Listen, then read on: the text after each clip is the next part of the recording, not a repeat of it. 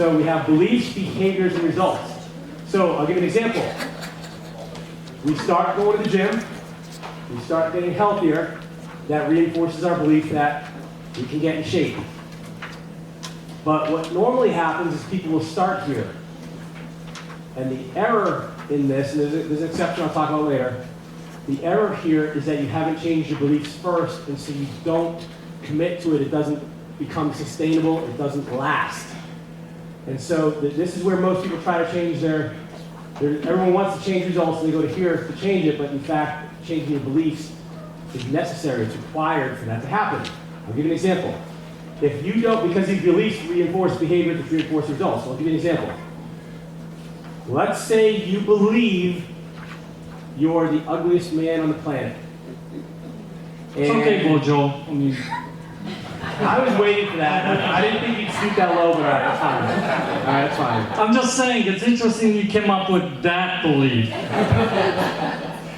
And an attractive female approaches you at a restaurant or at a bar, and she starts talking to you. And you believe you're the ugliest man on the planet. What are you going to think? She wants more money. It's a joke? She got put up to it? She lost a bet? Maybe she has a fetish for ugly people? Now, what are you going to do? You're not going to take it seriously. You're not going to be interested. You're not going to be conversational. You're not going to entertain that engagement.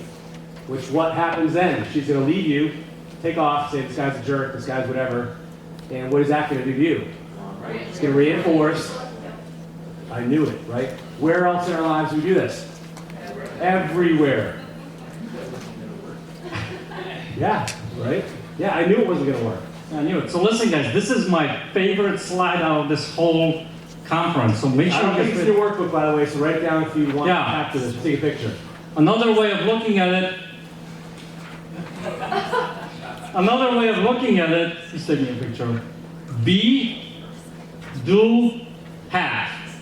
Or get. Or get, right. Be, do, get. Be, do, have, right? And like he said, most people are focusing on there and trying to change the behavior till the cows come home. And underneath it, they don't really believe that it's possible, and they're actually that person and all that kind of stuff. And those results get reinforced over and over again. I'll give you guys, what's up? Go ahead, you have an example? I have a bunch of examples. What about you? Oh, I got You deserve it. So, belief not only contains what you think is going to happen from engaging those behaviors, but it also has to do with your why. And so I want to tell a story about Peter, where... Oh, no. So when I was coaching Peter, he wanted to get more... Tried coaching Peter. Yeah, when I tried to coach, I couldn't get through the hairspray. This doesn't happen overnight. That's right. I was trying to coach Peter on his health. And for him, it was important to become healthier. And yet, we'd work on his program, we'd have this full plan, and then he wouldn't do it. Nothing would happen. And I said, hey man, let's do this. Let's try something else. That's here, Yep. right? Behavior. The plan. So I said, let's do something else.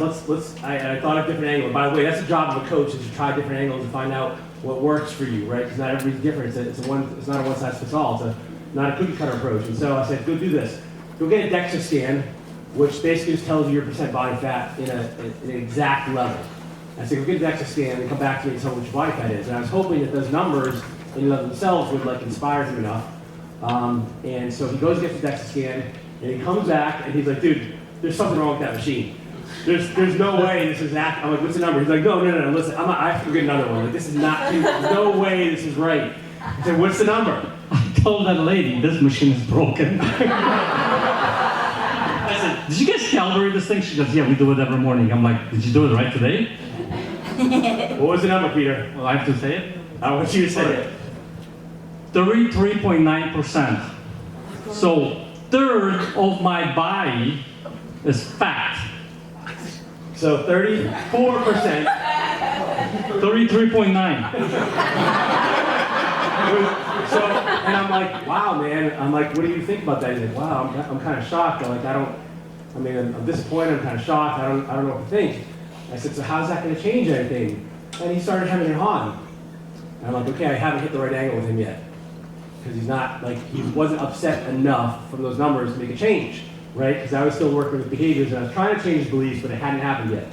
I said, okay, well, then I tried another angle. I said, I got online real quick and looked up some information for the AMA and things. I said, well, did you know that your risk for things like stroke, diabetes, heart attack, high blood pressure, all these things is through the roof, 10x, 4x, 8x. Like you have a huge, I mean, you're really at risk for this stuff. He's like, yeah, yeah, I don't want that. But it wasn't, it's still, I didn't buy, I knew he wasn't there yet. Doesn't apply to Polish Didn't people. care yet. So then I said, and so this is something well, by the way, this is something your coach does in a loving way. I knew what was most important to him, and it's his kids, and he'll share a story in a little bit. But I knew his kids were the most important thing to him. And so I put together the pieces of the puzzle, like how can I utilize that leverage to help him make a change that is in his own best interest. And I said, so who's going to walk your daughter down the aisle when you die young? And there was silence on the phone.